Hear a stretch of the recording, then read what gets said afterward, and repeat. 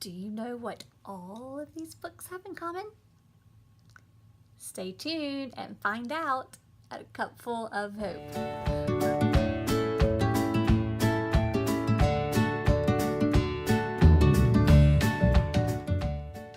So what I want to do is share with you today about a unit that my students just finished.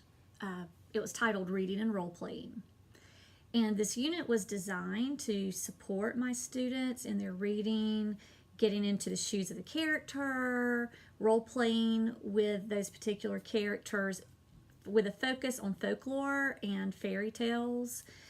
We're also spent time looking a lot on just continually building those fluency skills, and as we build the fluency skills, getting into the shoes of the characters, working on expression as we look at characters.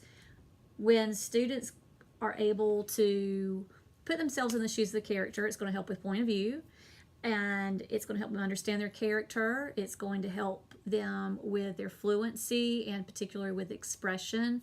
And also, as we've worked with this unit, we've also worked a lot on finding the theme and finding the lesson. And with fairy tales and folklore in particular, that lends itself to finding the theme, especially in those types of stories. There's always some type of lesson to be learned, usually at the end of a fairy tale or end of a folk tale. So as we started this unit, I focused on tall tales, but I really want to get into the part of the unit where we talked about cultural fairy tales. Now, not only did this meet standards in my reading block, but it also met standards for our social studies block as we were studying the different world cultures that have played a part in the forming of America. So this just went hand in hand with that particular unit. I was able to hit a lot of standards at once, which is always a good thing, right? So we talked about the actual story of Cinderella, and we took time to begin to identify character archetypes. Who is the villain in these stories? Who is the wise advisor? Who is the heroine or hero of the stories that we're reading? And then also we were able to compare and contrast different Cinderella stories. And not only compare and contrast them, it hits that standard, but it also hits standard of just trying to find the way that culture has played into the writing of fairy tales or into the telling of folk tales. So we were able to just explore a lot of those culture, all the different cultures and how they play a part in creating stories. I wanted to share with you some of the stories that we read after we talked about, used the basic Cinderella story, the traditional Cinderella story, and learned how the structure of that story went. We read one story a week. So we read Adelita, which is a Hispanic Cinderella story. And it's a great story. It's a little bit different than and ends differently than what your traditional Cinderella story is.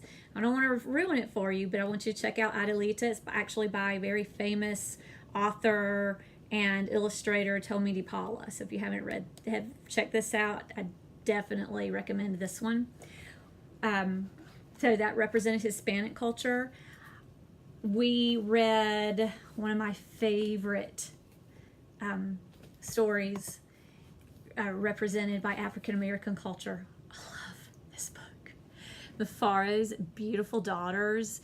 And again, this was about African princess, and it has the same, it has the handsome prince, it has the daughters wanting to compete to win the attention of the handsome prince, but it does have a different turn and different twist in the story. And my students loved this story of Mufaro's Beautiful Daughter. It has beautiful illustrations. Look at this. Isn't this amazing? It's beautiful illustrations. And not only with the illustrations, but it just has a lot of the culture that you see in Africa. So great Cinderella story. We also read Yeh-Shen, which is a story from China, Cinderella story from China, and this one was a great book as well. This one is illustrated by Ed Young, and just the way that the story is set up with the panels, I just think that shows a lot of the culture of the artists that you see many, many times in Chinese culture. So this was another one that we read. We also read the Egyptian Cinderella. Represents still a part of African culture. And this book is by Shirley Climo, I guess that's how you say it. And it's illustrated by Ruth Heller. I'm very familiar with Ruth Heller's work. But she's a servant girl who's obviously not Egyptian, and there are some other servant girls who really treat her poorly. One other book, and it's probably another one of my most favorite books. I don't have the book with me just because I let one of my students use it, and that is this one right here, The Rough-Faced Girl. I hope you can see that. This is probably Mufaro's Beautiful Daughters, and then of course this one, The Rough-Faced Girl, are my most favorite Cinderella cultural tales. And it's by Rafe Martin.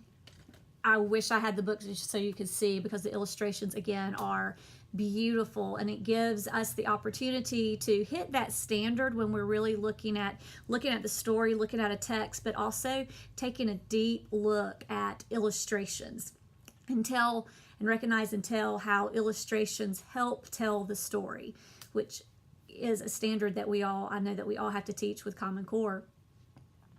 And we did once we read all of these, we did a lot of Venn diagrams. We compared and contrast characters' actions, characters' feelings, how they responded to major events. We described the cultural context, their influences, how did the culture influence the characters, how does it influence the setting. So there was a lot of lessons that we were able to get to do with this. And then once we did that, the students got to choose which was their favorite tale. And we had a culminating activity where they got into groups and they were going to make a life-size Cinderella and write about this particular story as a group. And I want to show you the outcome of what they did. So what I did is I had my students get into groups according to the Cinderella tale that they had chosen, and they had to look at the book again and take notes about the setting, about the hero, about the wise advisor, about the villain as they were reading the books. Now, I did not have multiple copies of these books for my students to work through, so I just linked a YouTube video of that book into my Google Classroom, and my students could just pull up that particular book, and they were very efficient at stopping the book when they needed to take notes and start it back up to get the information that they needed.